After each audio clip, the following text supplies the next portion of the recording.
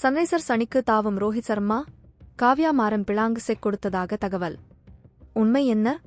IPL தொடரில் Mumbai Indians அணியில் captain பதவியை இழந்து இருக்கும் ரோஹித் சர்மாவை தங்கள் அணிக்கு இழுக்க சன்ரைசர்ஸ் ஹைதராபாத் அணி தீவிர முயற்சியில் இருப்பதாக ஒரு தகவல் வலம் வருகிறது. அதிலும் குறிப்பாக சன்ரைசர்ஸ் ஹைதராபாத் அணியின் உரிமையாளர் காவ்யா மாரன் ரோஹித் சர்மாவுக்கு பணம் குறிப்பிடப்படாத காசோலையை அளிக்க முன்வந்ததாக தகவல் பரவி வருகிறது. மேலும் ரோஹித் சர்மா ஹைதராபாத் அணிக்கு வந்தால் அவரை கேப்டனாக நியமிப்பதாகவும் வாக்குறுதி அளித்து இருப்பதாகவும் கூறப்படுகிறது. ஆனால் இதில் எந்த அளவுக்கு உண்மை என்பது தெரியவில்லை. 2024 ஐபிஎல் தொடருக்கு முன்னதாக மும்பை இந்தியன்ஸ் அணிக்கு கேப்டனாக 5 முறை கோப்பை வென்று கொடுத்த ரோஹித் சர்மாவை அந்த அணி நீக்கியது. குஜராத் டைட்டன்ஸ் அணியின் கேப்டனாக சிறப்பாக செயல்பட்டு ஒரு ஐபிஎல் கோப்பை வென்று கொடுத்திருந்த ஹர்திக் பாண்டியாவை மும்பை இந்தியன்ஸ் நிர்வாகம் தங்கள் அணிக்கு அழைத்து வந்தது. அதனால் மும்பை இந்தியன்ஸ் ரசிகர்கள் பலரும் அவருக்கு மும்பை இந்தியன்ஸ் நிர்வாகத்துக்கும் எதிர்ப்பு தெரிவித்து வருகின்றனர். மேலும் ரோஹித் சர்மாவே இந்த விஷயத்தில் அதிருப்தியில் இருப்பதாக கூறப்படுகிறது. அவரை பல ஐபிஎல் அணிகளும் தங்கள் அணிக்கு இழுக்க முயற்சி செய்வதாக சில மாதங்கள் முன்பு தகவல்கள் வந்தன. ஆனால்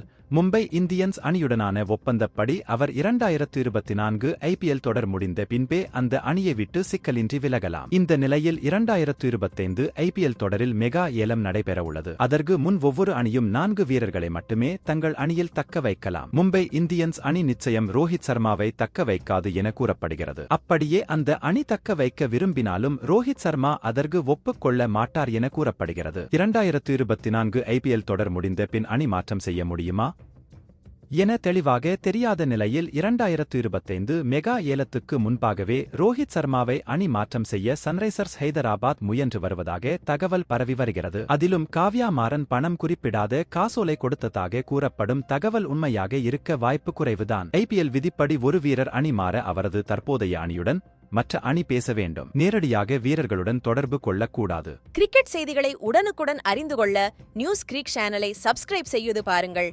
நன்றி, வணக்கம்.